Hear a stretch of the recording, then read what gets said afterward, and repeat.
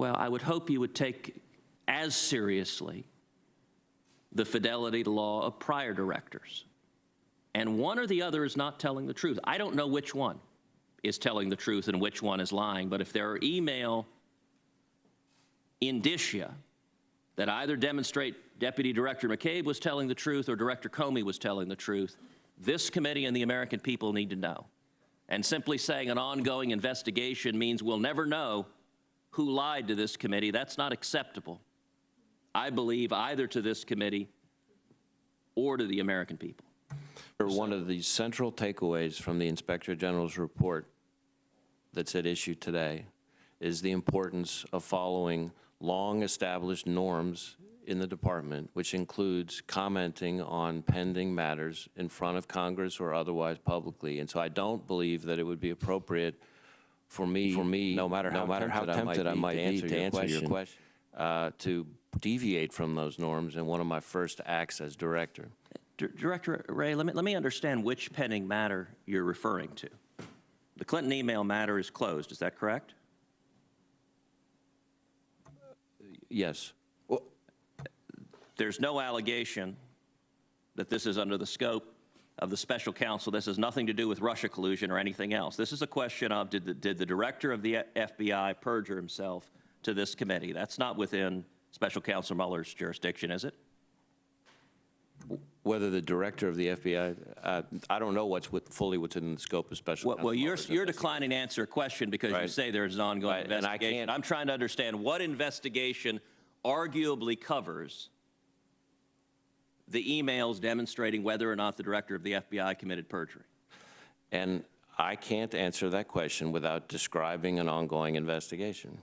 So it's your position you're not going to describe any investigation, but you'll decline to answer any questions because there might be some investigation that might implicate it? No, what I'm testifying to is that the questions you're asking, I know for a fact, implicate matters that I can't describe without implicating an ongoing investigation. All right, let's shift to Mr. Horowitz. Let's go a little bit deeper into the issue you brought up with Senator Coons about the potential of bias in the investigation. Your conclusion was that the agents involved in the conduct, quote, brought discredit to themselves, sowed doubt about the FBI's handling of the investigation, and impacted the reputation of the FBI. There were approximately 15 full-time agents and analysts staffed on this investigation. Is that correct? I don't, as I sit here, I'm not sure the exact number. It could well have been that number. It was a lot and probably around that number. And Deputy Assistant Director Peter Strzok was assigned to the investigation in August of 2015 and was placed in charge of supervising the day-to-day operations. My understanding is he was, in essence, leading the investigation. So the agent leading the investigation, is it true that during the period of the investigation in late 2015 and in 2016, when Mr. Strzok was in charge, he used an FBI device to call President Trump a, quote, effing idiot, although I don't believe he abbreviated it, a loathsome human, and a disaster? Correct. Did he also say multiple times that Donald Trump, quote, cannot be president? Correct.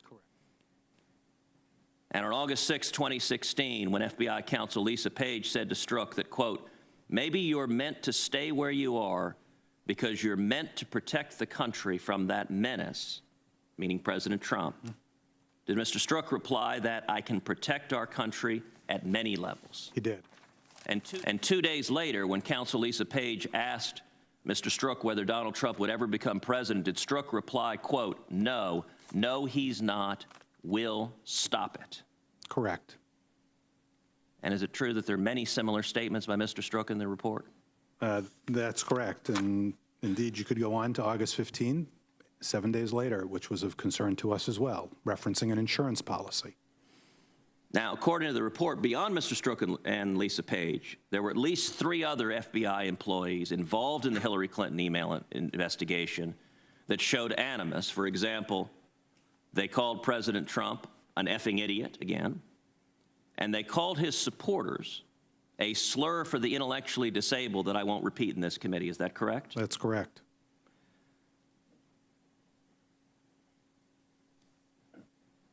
Does any of that conduct give one confidence in fairness or impartiality in the enforcement of justice? I think it undercuts confidence, precisely as we said. Now, you referred to former Congressman Anthony Weiner's seized laptop. It's correct that the FBI discovered the presence of thousands of emails related to the Clinton investigation on September 27th, 2016.